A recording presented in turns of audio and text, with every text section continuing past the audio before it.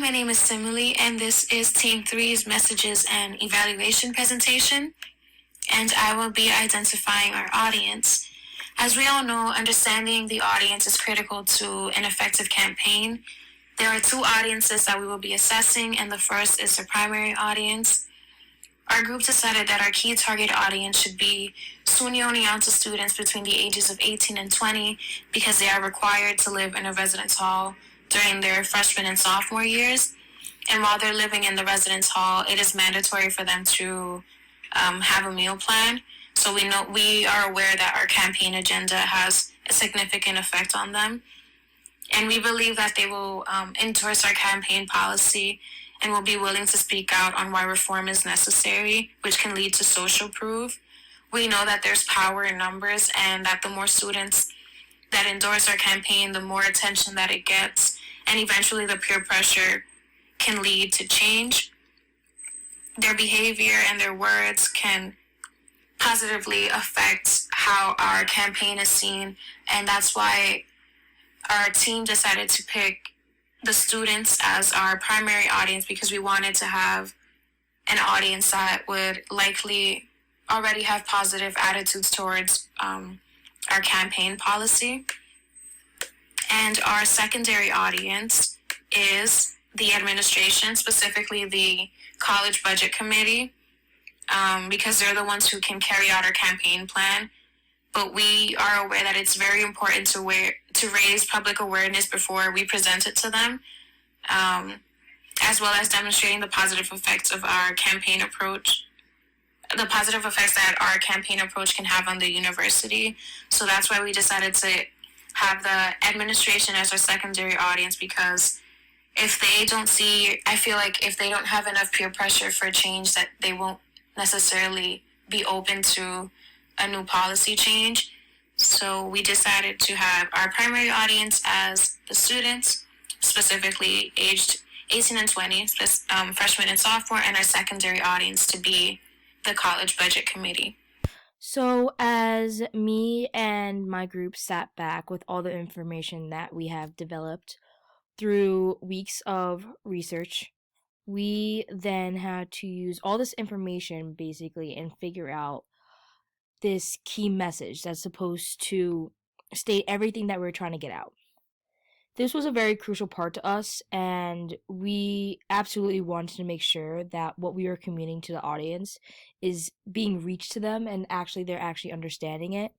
So with that said, our key message is that healthy food alternatives can alter the mind physically and mentally to help students succeed to their full potential. College is a crucial period for forming the minds to fulfill their full potential, and healthy eating habits will ensure success. Our goal as a group is to show that food habits do show improvement in human beings, and if we do get this awareness across, it could change a lot of schools' outlooks on the importance of feeding students the correct things.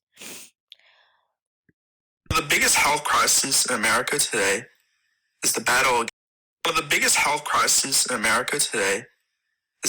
against obesity. Based on a study that measured the average weight gain in pounds for the first year of college students, according to Forbes magazine's, found that obesity rates increased by more than 15% for first-year college students. In the same study, they found that 95% of college students failed to eat the recommended amount of fruits and vegetables, and more than 60% report not getting enough physical activity.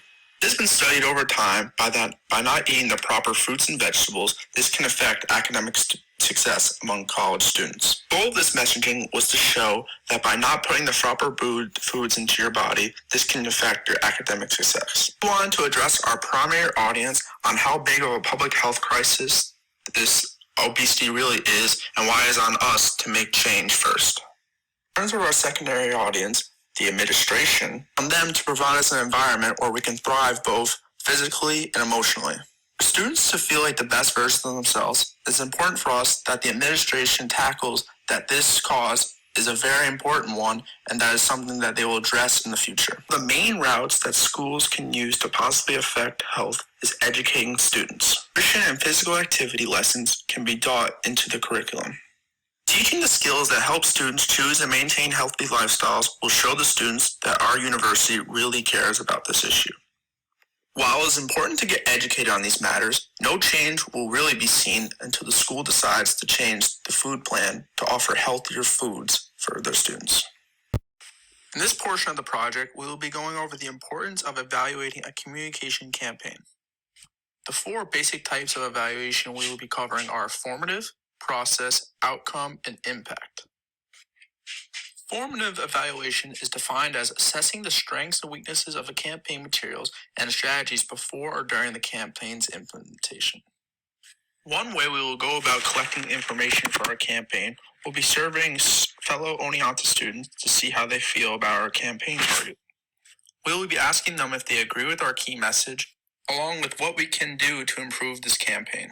While we will be receiving feedback from fellow students, we will be reaching out to trusted faculty members to further gauge how we can expand this persuasive campaign. The best messengers are people that are passionate about what they are saying. That is why our group will be using the persuasion method of rhetoric to get our message across. Our logic, emotion, and credibility will resonate with our audience, resounding in a much-needed support that will help us see this new policy change on our campus. The evaluation has just begun as we work out the final kinks to present this policy change to the SUNY Oneonta administration. When me and my group looked at the evaluation process, we kept in mind that this measures efforts and the direct outputs of our campaign. It is also to show during this process the what and how we will be able to do everything and all the information that we will be put out to the students of SUNY Oneonta. With this said, when me and my group discussed, we came to the realizations that every day on the SUNY Oneonta website, they give out fun surveys for students to answer. This can be what is your favorite food, what is your favorite TV show, and so on. So me and my group discussed that why don't we use this to our benefit and use more of food questions of how they like the food. So with this said, we will change and or include surveys based on their thoughts of the food that is getting changed and the healthy alternatives they would like to see. So not only will we be changing it for their health, but we're also getting them involved on what they're putting into their body, which many people probably would really like. Another idea that we can do is to get the teachers involved and ask the teachers about how the students' mental status is in the class to see if it is improving. This will all impact our campaign in a positive way by students will feel more involved in what they're putting inside their body. Teachers will absolutely be more happy to see their students thrive in success in their classrooms. And also, the community being more involved altogether and putting their heads together will give everyone a better opportunity in their health and wellness and will actually help them start caring more about it. So the outcome is the next evaluation that we had to take into consideration as a group. With this said, this measures the effect and the changes that result from the campaign. This part assesses the outcomes in the target population. So with this said, as me and my group discussed, we thought about how all the information that is known from school can be found online. When we were talking about this, we were talking about grades, the attendance, and we could even find out the gym activity and the dining hall logs. Basically, all these information is online or can be found by a faculty member. Our group decided with this said that we will pre-record all this information before the policy change. And as the semesters continue, we will slowly keep tabs. And if there are any changes throughout the school year, we know that this policy change is working and that students are getting a healthier lifestyle at SUNY Oneonta. This will absolutely impact the campaign because we will be able to show not only SUNY schools but colleges all around the world the benefits of teaching students of healthy food alternatives to live more of a healthy lifestyle. Evaluating the messaging and message effects is incredibly important to a campaign. There are 4 types of evaluation: formative, process, outcome, and impact, and I will be focusing on the impact. As we all know, it is extremely important to assess a campaign's effectiveness in order to measure the success. So the question then becomes, how do we measure the success of a campaign? Well, we know that impact is all about long-term and lasting effects, and that it can be difficult to shift profoundly ingrained beliefs and behaviors in a society, and that such transition can be gradual and can take many years before there's a noticeable shift. However, there are certain approaches that can show the impact of a campaign, and an effective way to measure the effectiveness of a communication campaign is to do an experimental study.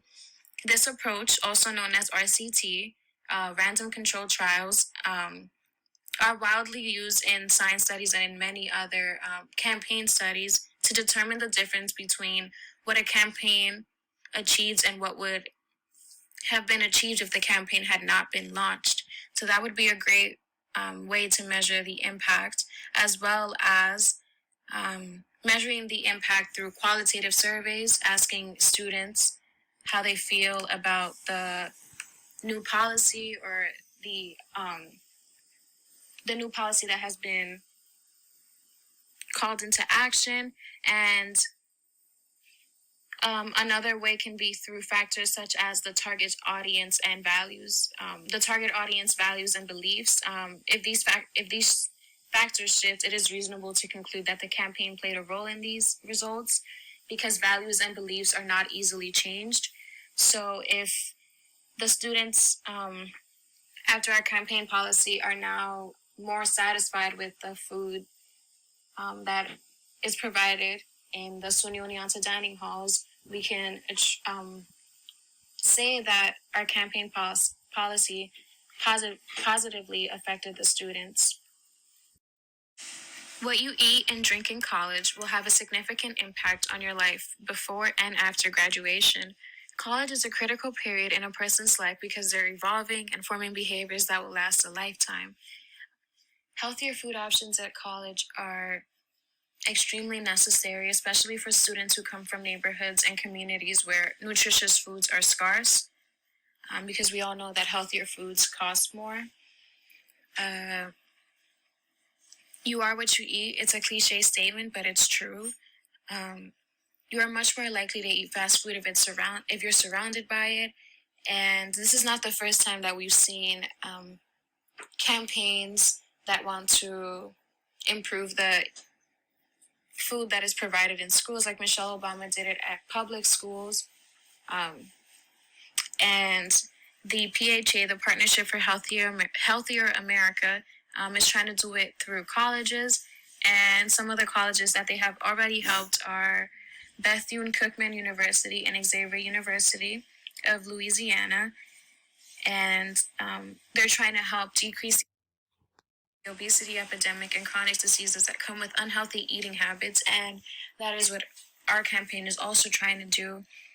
We believe that with on-campus programs that teach and encourage good nutrition, and knowing who is supplying the food and where the food is coming from, and having questions about particular food requests answered instead of just, yes, we serve vegetables, or yes, this is gluten-free, can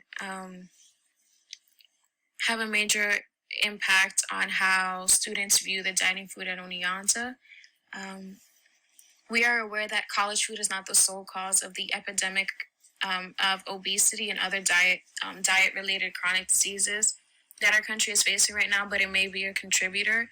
And we believe that with our campaign policy, we will be doing what we can to ensure that the college students at SUNY Oneonta and the faculty have healthier food options.